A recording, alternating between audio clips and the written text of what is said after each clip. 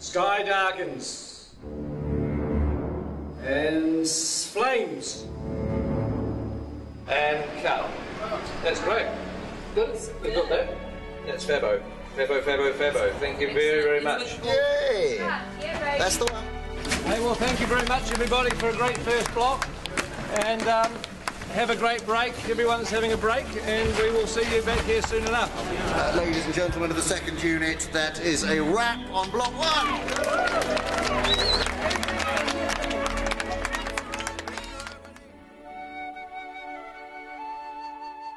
So we're just going to get one more pick-up in Bag End. Hello? Yep, come on. Oh, so hi, Pete. Hey, Andy. Come on in. Just wanted to do one more pick-up in here, if that was all right. What's this? Oh, this is the video blog pickup. Yeah. That's right. There you go, end of block 1. But anyway, we just wanted to say hi to everybody because we haven't done one of these video blogs since the beginning of the shoot. God, it feels like a lifetime. Oh. It doesn't, because the first week of shooting, we did with Andy as Gollum. Here's his precious thing. We eat it. You weren't a second unit director in those days. You were an actor. You were an old-fashioned. And now I've crossed over to the dark side. You've now gone to the dark side. I'm wiped. I'm absolutely, absolutely wiped. It's all yours. Is it? Oh, right, okay. Just give us a good battle. Yeah. Okay. I don't know how you do it. It's you get tired. I always just tell people I get exhausted at the end of the first couple of days and stay exhausted until it finishes. You know, we have 250 days of shooting on these 2 Hobbit movies, and I think it's a much better way to divide that up into 3 blocks and then have some time to edit what you've done, look at it, hand visual effects shots over to the CGI guys. You can really focus on the script revisions. It's just it's a much smarter way to shoot these big films. Yeah, on something of this scale too. I mean, when we got the Given Art T-shirts, which said 54 days down, 200 to go, I have to admit, I don't know how great it was. Please wear these on set tomorrow. It wasn't exactly a morale-lifting moment, was it? Everywhere you turn on the people's backs was 200 days to go. It's like, oh, God, I felt tired before lunch, you know. Good news is that it's over. First day back is Monday the 5th of September. So thank you, guys. It's been a pleasure having you with us. What are you guys off to during the break? My wife and I, my lovely wife Aileen, we've got a holiday in the South Island of New Zealand planned. And my lovely, gorgeous wife Nicole and I are just going to work on the house. I'm leaving shortly after talking to you for London, which is a long journey, by plane, and once there I immediately go into production of a play I'm going to do by Eduardo de Filippo. I'm going to America, to Pebble Beach, in a week to play some golf. Work on my tan so that I can really freak the makeup people out when I come back. I'm having a break. I'm having 4 weeks off. Bit of sleeping in. My favourite hobby. First we're going to Australia to see our eldest daughter. I'm going to run a marathon. I'm going to attempt to sort of write and record a bit of a psychedelic sludge rock album. Hitting the fabric shops in central London. I go home to Thailand tomorrow. To Barcelona. To meet Doctor Who fans from Spain. Bali for 11 days. London and Paris to see friends. Manhattan Beach, because it's the closest beach to the airport. I haven't been home for the last 3 years, back in Belgium, so my mum is cracking the whip. And then I'm going to Vegas and spend all my hard-earned cash. Do some more swimming and lots of golf. Probably get a little bit drunk, a little bit on a holiday. Oh, I'm looking forward to going back with mates and getting on the drink, where I'm not going to get a bad reputation because they already know what I'm like. And now I'm going back to Ireland to see my family and see some of my mates in Belfast for a quiet little weekend. I hope no one phones me for about 3 weeks at least. Hopefully come back totally refreshed and ready to rock on the next lot. What are you doing on break, Andy? Well, I'm going back home to maybe have a little bit of time off to go on holiday with the family, and then really, before you know it, I'll be back. It's weird because you get to this point when you're at the end of a block of shooting and it sort of almost feels like you're going on vacation, but it's not, because on Monday morning I'm in the cutting room editing, and I've got to have meetings with Alan and John and Dan about designing stuff for the second block, and with Richard Taylor about all the things he has to build. So in some respects I'm back into pre-production again, but also I'm in post-production because I'm editing. Plus we're in production because we're shooting these movies. So it's sort of like being in pre-production, production and post-production all at the same time. It kind of gets a bit screwy. But before I get to do any of that, I've got to jump on a plane tomorrow morning and go location scouting down the South Island. So we'll take some good pictures. Yeah, I will. I'll take some good pictures.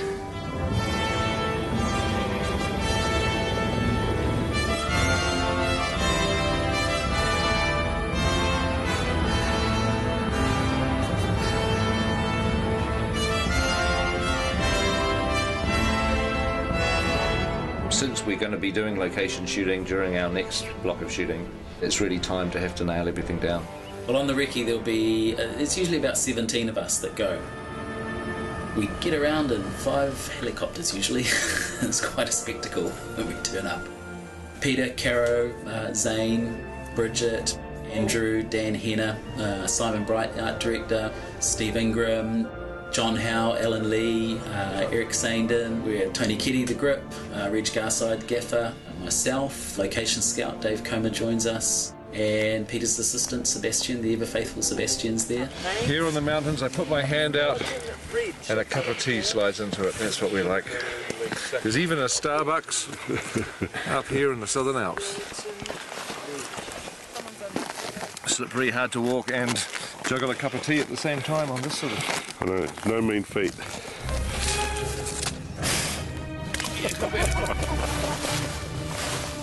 I never come prepared for these things. I always somehow imagine it's going to be dry and warm and nice. At least it's not raining. We'll be not just scouting, which is essentially searching for locations, we're now returning to the locations that we liked, and we're going to start to talk about the logistics. The old thing, by the time you've helicoptered everybody in and then you've got to helicopter them out before nightfall, you're not actually here early morning or late afternoon. No, right, yeah, during the middle of the day. It's all broad daytime. Yep. Unless you camp out here.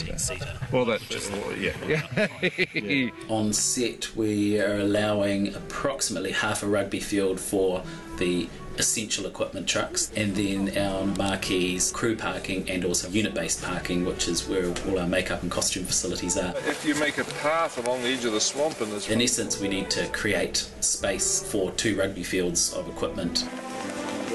It's weird on locations because you're standing in the middle of a mountain or a valley or some beautiful place, and you're having to figure out, you know, where are we going to put the crew tents, where are people going to get changed, where are the portaloos going to go, because all that stuff has to be where you're not going to want to point the camera. You could have Gandalf and the dwarves sort of running up over this brow here and scurrying, hiding down behind these rocks, and just as they get there you crane up and there's one. The last thing you want to find out in 6 months' time is you're standing on this beautiful mountain and saying, wow, this is exactly the shot I want to do, and you find you've got, you know, 20 portaloos right in front of the camera.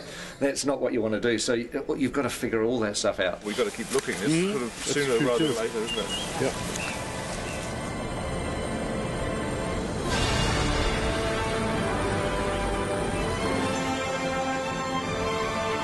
We'll be flying, I don't know, maybe 30 locations, some locations probably. We're shooting locations around the Mackenzie country, around wilder landscapes below Mount Cook. And we will also be shooting around Dunedin Way, more beautiful stone, rock, you know, wild country, and that's quite exciting because it's an area of Middle Earth we haven't visited before. That big rock could be part of the house, couldn't it? Yeah. Where we're scouting presently for the edge of Mirkwood and the Anduin grasslands is south of Queenstown. It's pretty incredible. And shooting that? We're still searching and trying to work out how we're going to shoot Lonely Mountain, Misty Mountain parts. Lonely Mountain should be by itself, but you can look over in that direction there. There's still a few rivers that we're scouting for. Yeah, I think we're getting pretty close to photographing every decent river in New Zealand now. It would be quite funny to have 13 barrels all in the middle of this thing. Yeah, with the guy shouting, come on, get on with it. Come on, move ahead, get on, go faster. Is it a floater? It's quite heavy.